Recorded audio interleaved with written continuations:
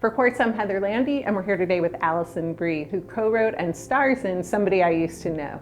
Thanks so much for joining us. Yeah, thanks for having me. Let's talk a little bit about your creative process. You've done so many different kinds of roles, but I'm curious, first of all, if you have any sort of prescriptive creative process that gets you on your way when you're about to launch into a new project. Gosh, it's a little bit different every time. I mean, certainly there's a difference in these recent projects that I've written and produced and star in versus when I'm just looking at something as an actor. A project comes to me, I read it, do I connect to it, do I like it? I have to find some way into it.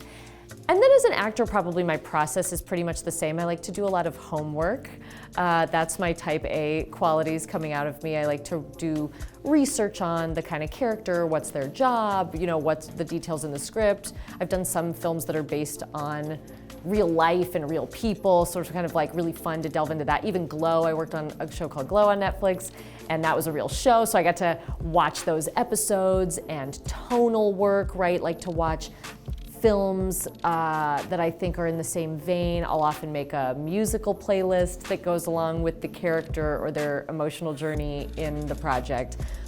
And when I'm writing, it's honestly been a little different every time. So I've written 3 films that have been made, and the first one, Horse Girl, which I co-wrote with Jeff Baena, and he directed, and we made it for Netflix. That was an idea that I had had for a long time. Talking to Jeff about some ideas he was having, we sort of found a common ground of melding of my idea and his idea, and we made that film.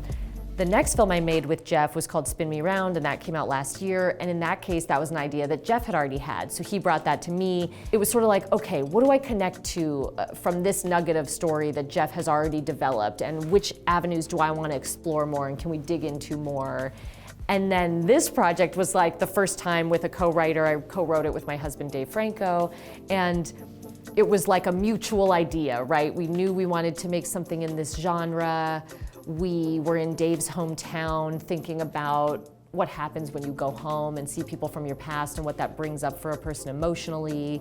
It's interesting as I'm saying this that I've written all of these projects with men, and I'm sure that is part of the process too, is sort of coming at it from 2 different perspectives. And when I'm writing, because I'm an actor first, I think I really come at it from a place of character, advocating on behalf of the characters in the film, wanting them all to be rich and complex and have an interesting backstory and have a great emotional arc. I don't know if I answered your question about creative process. I guess I'm noticing myself saying it's all about my way in. It's all about finding a point of connection that makes me excited and jumping off from there. Dave and I have recently tossed around some other ideas, and you can tell that when one of us isn't as into it, it's sort of like a no-brainer to just kind of dismiss, that sort of doesn't make sense to pursue it unless